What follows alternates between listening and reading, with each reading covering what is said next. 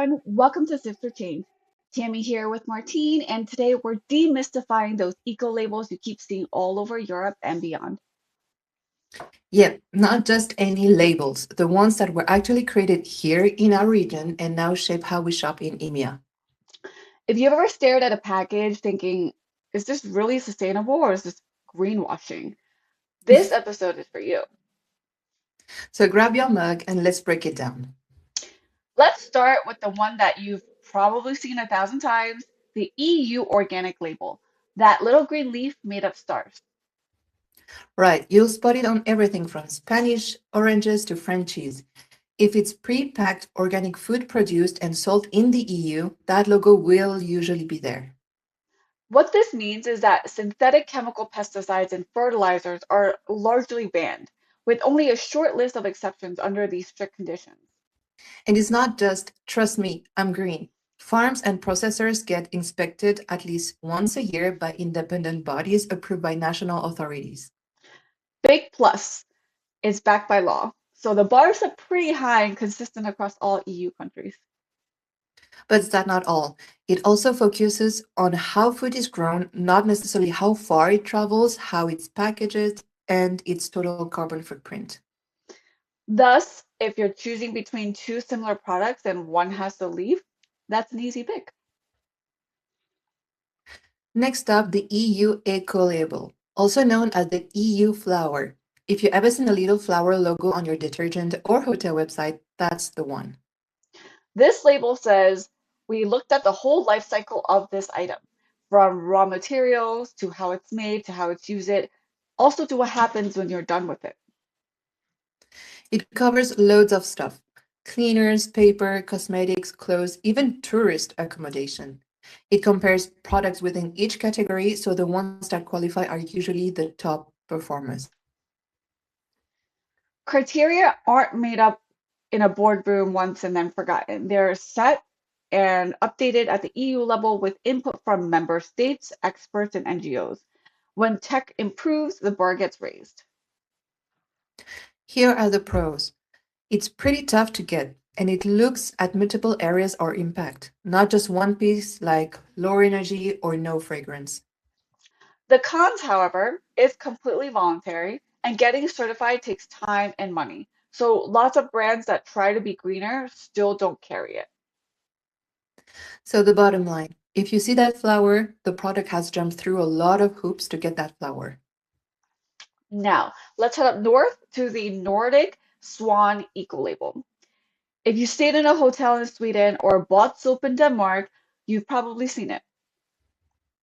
This is the official eco label of the Nordic countries: Denmark, Finland, Iceland, Norway, and Sweden. It was created to make it easier for people there to pick genuinely better products. Just like the EU Eco Label, it factors in the entire product's life cycle, from raw materials to production to use and disposal. It's very strict on chemicals, energy use, emissions, and even quality and durability.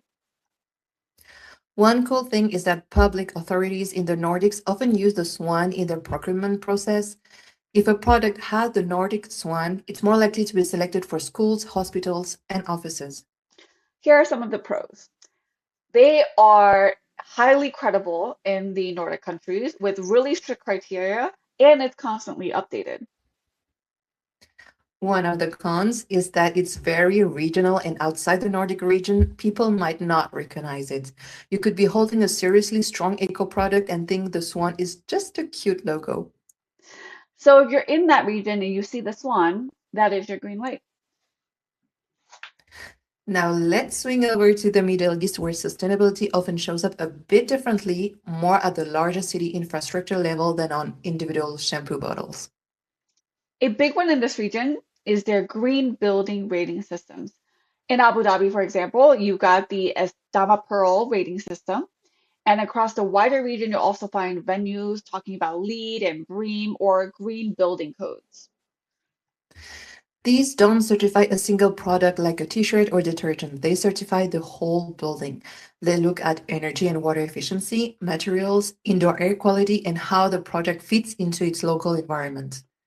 For us event planners or travelers, that matters because hotels, convention centers, and offices in the Gulf carry these ratings typically are designed to use less energy and water and run more efficient cooling systems than standard buildings.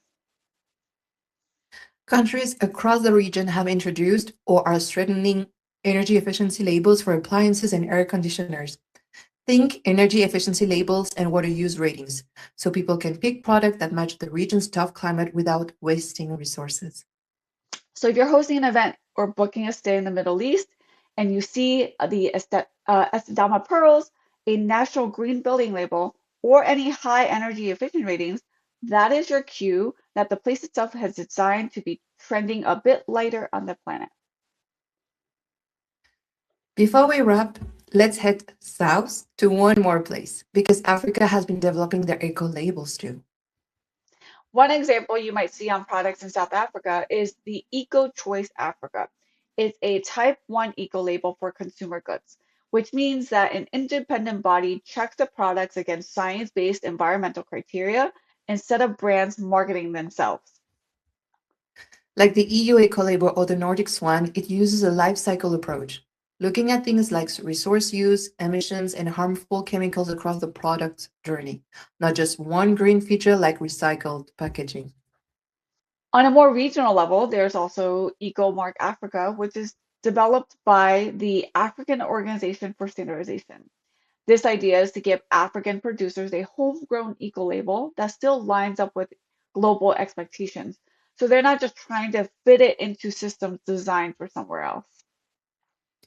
The idea behind EcoMark Africa is to create a scheme that works for both big exporters and smaller local producers, with room for them to improve their practices over time instead of it being all or nothing. So if you're sourcing products or experiences from the continent and you spot Eco Choice Africa or Eco Mark Africa, that's a good sign that the producer isn't just using eco as a buzzword, but is actually being checked against standards. So, why should anyone care about all those logos and standards? Because they turn vague eco promises into something you can actually check. Instead of saying, we care about the planet, pinky swear, you get actual, we put in work to make sure we're reducing our harm on the planet. And here's proof. Of course, none of them are perfect. None of them cover absolutely everything. But together, they make it much easier to support better practices with your money. And for professionals like event planners, caterers, event managers, and venue managers, leaning on these certifications is a fast way to back up your sustainability claims with something credible and concrete.